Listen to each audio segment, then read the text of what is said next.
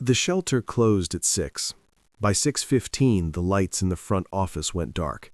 But in the back kennel, under a single flickering bulb, an old German shepherd sat perfectly still. He didn't bark anymore.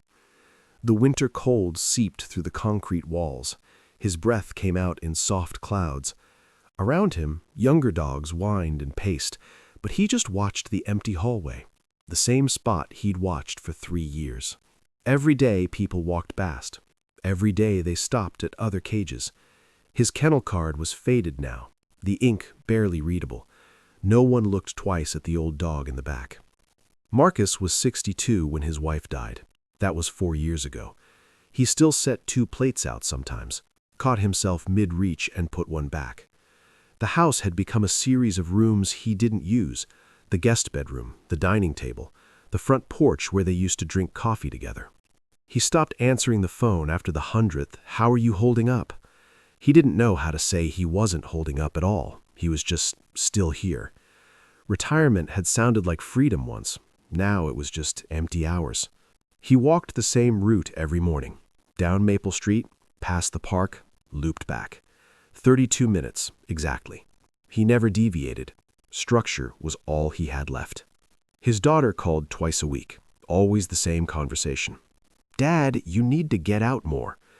"I get out. I walk." "You know what I mean." He did. But he didn't know how to explain that being around people made the loneliness worse. At least alone, he could pretend this was normal. He'd stopped smiling, stopped making small talk at the grocery store, stopped pretending tomorrow would feel different. Life had become smaller, quieter, grayer, like winter that never ended. The German shepherd's name was Max, but most staff just called him the old guy in 12. He'd arrived as a surrender.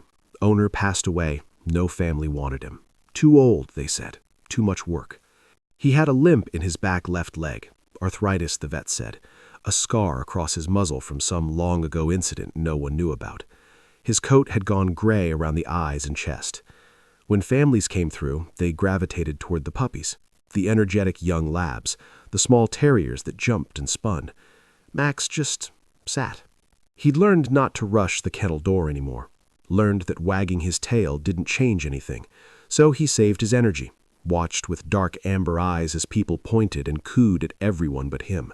"He's how old?" they'd ask, if they asked at all. "Around 9 or 10.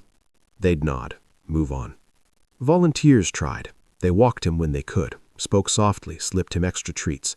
But there were 40 dogs here, and Max never demanded attention. He'd become invisible. Every month, the shelter director would pause at his kennel, clipboard in hand, doing the math. Space, resources, adoption probability. Every month, Max got 1 more month. He spent his days lying on the thin blanket, watching the door, waiting for someone who never came. Marcus only went to the shelter because his daughter wouldn't stop asking. "Just look, Dad, you don't have to adopt anything." He told himself he was going to prove a point, that he didn't need a dog, didn't need the responsibility or the mess or something else to lose. The shelter smelled like disinfectant and wet concrete. Dogs barked from every direction, a chaos of sound that made his chest tight. A young volunteer tried to guide him toward the puppies. "These guys are great with—" "I'm just looking," Marcus said, walking past. He moved quickly through the rows. Too much noise, too much need in all those eyes. Then he reached the back kennel, Kennel 12. The old German shepherd was lying down, head resting on his paws. He didn't jump up, didn't bark, just lifted his eyes, slow, tired, and looked at Marcus. For a moment, neither moved. Marcus saw the gray muzzle, the scar, the limp as the dog shifted slightly. Something flickered in his chest. Recognition, maybe, or just sadness meeting sadness. He started to reach toward the kennel, then stopped. The dog watched him. Marcus couldn't stop thinking about the dog.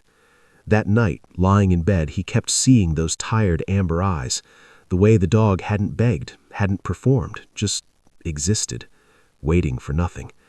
It bothered him more than it should. 3 days later, he drove back to the shelter. He told himself he was just checking, making sure the dog was still there. He was. Same spot, same position, like he hadn't moved at all. Can I— He hesitated at the front desk.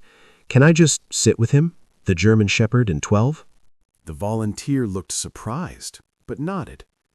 They brought Max to a small visiting room. The dog limped in slowly, didn't jump or wag, just sniffed the air once and sat down, 3 feet away from Marcus. Marcus didn't try to pet him, didn't talk. They just sat there, 2 old souls in a cold room. 15 minutes passed. Same time next week? Marcus asked on his way out. He started coming every Saturday, same time, 10 a.m. He'd sit on the floor, despite his bad knee. Max would settle across from him, never quite close enough to touch. Sometimes Marcus brought a tennis ball, rolled it gently. Max would watch it, but wouldn't chase.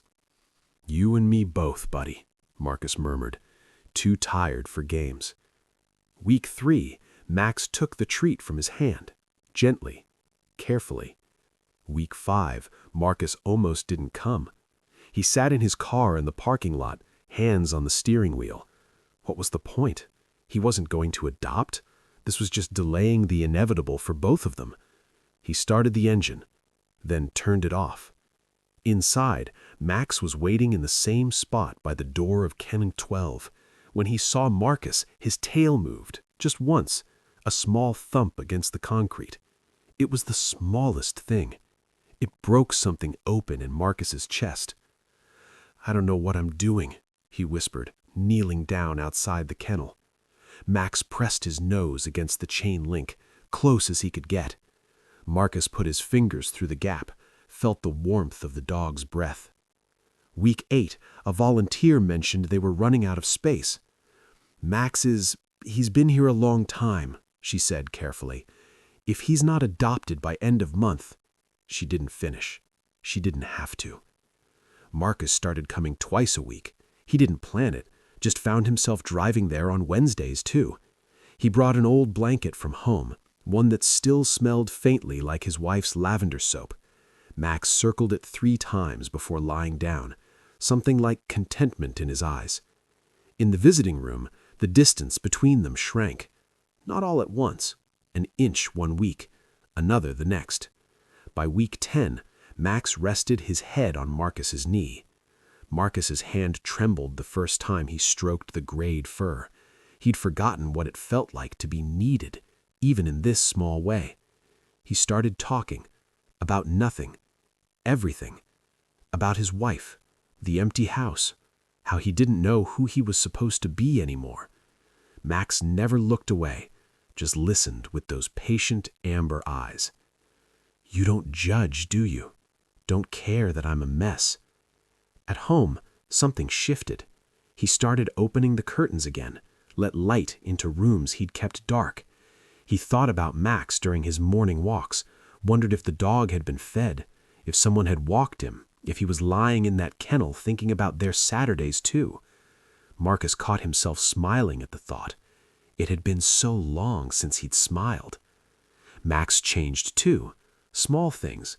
He met Marcus at the kennel door now, tail wagging slow but steady, took treats with less hesitation, even played with the tennis ball once, a gentle nudge with his nose. The volunteers noticed. "He's different with you," one said. "Calmer, like he remembers what home feels like." Marcus nodded. He was starting to remember too. It was a Tuesday when Marcus walked into the shelter unscheduled. The volunteer looked up, surprised. "I'd like to adopt him, Max, if it's not too late." She smiled, eyes bright. "He's been waiting for you." They brought Max out one last time.